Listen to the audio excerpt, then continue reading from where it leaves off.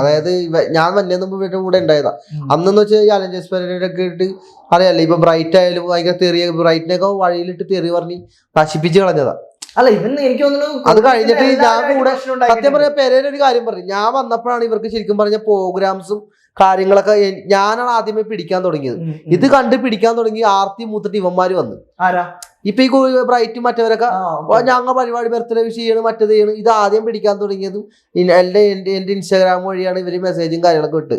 അപ്പൊ പിന്നെ ഞാനിവിടെ കല്യാണ പരിപാടിക്കാൻ പോകില്ല എന്ന് ഞാൻ പറഞ്ഞായിരുന്നു.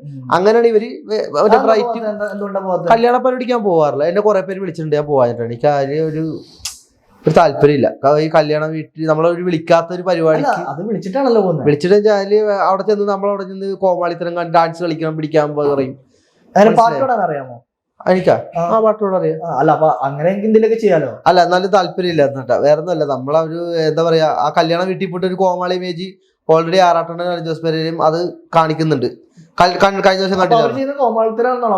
പിന്നെ അവിടെ ചെന്നിട്ട് ഇങ്ങനെ അവര് പറയണ പോലെ തുള്ളുന്നത് കോമാളിത്തരല്ലേ? ശരിയല്ലേ?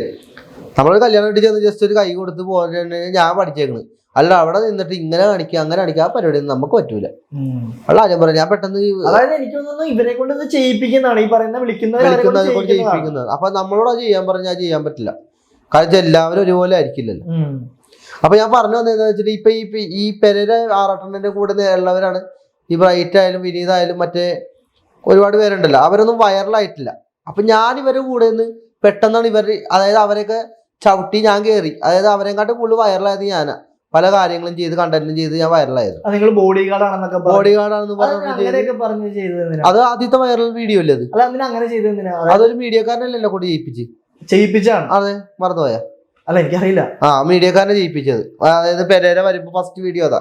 പെരേര വരുമ്പോ വാർന്ന് പറയാം. അപ്പൊ ആരും പറഞ്ഞിട്ട് ചെയ്യുന്നതാണോ അതോ മീഡിയക്കാര് പറഞ്ഞിട്ട് അതിലാണ് ഫസ്റ്റ് വൈറലാവുന്നത്, ബോഡി ഗാർഡ് എന്നും പറഞ്ഞു.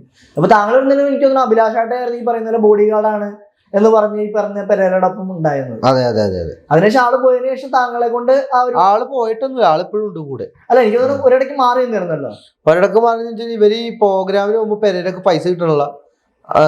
ഈ അഭിലാഷ് പൈസ മേടിച്ചെടുക്കുന്നൊക്കെ പറഞ്ഞ് ഭയങ്കര പ്രശ്നമൊക്കെ ഉണ്ടായി.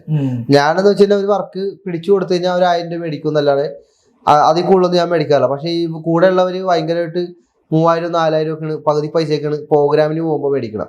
അപ്പൊ അതുകൊണ്ടിട്ട് അപ്പൊ അവൻ എന്നോട് പറഞ്ഞു നിനക്ക് എൻ്റെ കൂടെ നിൽക്കാൻ പാടില്ലെന്ന് വെച്ച്. പക്ഷെ എനിക്ക് കല്യാണ പരിപാടി താല്പര്യം ഇല്ലാത്തതുകൊണ്ടാണ് ഞാൻ അതിൽ നിൽക്കാത്തത്. ഈ കൂടെ ഉള്ളവർക്കുള്ള പ്രശ്നം എന്ന് വെച്ചാൽ ഞാൻ വൈറലായി. ഇവന്റെ കൂടെ നിന്ന് ഇവരൊക്കെ തലകുത്തി മാറിയിട്ടും ആവണില്ല. അപ്പൊ ഞാൻ ഇവരുടെ കൂടെ നിന്ന് പെട്ടെന്ന് വൈറലായത്. അപ്പൊ അതിന്റെ ഒരു അസൂയ ഓൾറെഡി കാണുമല്ലോ. ഞാനത് മൈൻഡ് ചെയ്യാറില്ല അവന്മാരെ. പിന്നെ കൂടുതൽ ഞാൻ അവന്മാരെ പറ്റി ഒന്നും പറയാറില്ല. കാര്യം കൂടുതൽ പറഞ്ഞു കഴിഞ്ഞാൽ അവന്മാർ എന്നെ പറ്റി പറയും. ഞാൻ പിന്നെ കൂടുതൽ അങ്ങനെ പറച്ചില് കുറവാ.